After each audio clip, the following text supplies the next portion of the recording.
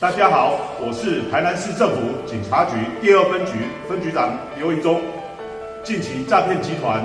通过网络社群或交友软体主动认识被害人，并假借投资股票、虚拟通货、期货、外汇及基金等名义，吸引民众加入赖投资群组。初期会让民众小额获利，再以资金越多、获利越多说辞，引诱民众加入投资网站或下载 APP， 并投入大量资金，后续再以起码量不足、缴保证金、IP 异常等理由拒绝出金。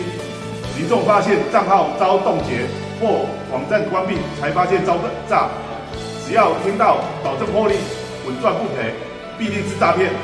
民众应选择自己有了解的投资标的，不要轻信来源不明的投资管道或网站连结，如欲加贷进行投资，必为诈骗。台南市政府警察局第2分局关心您。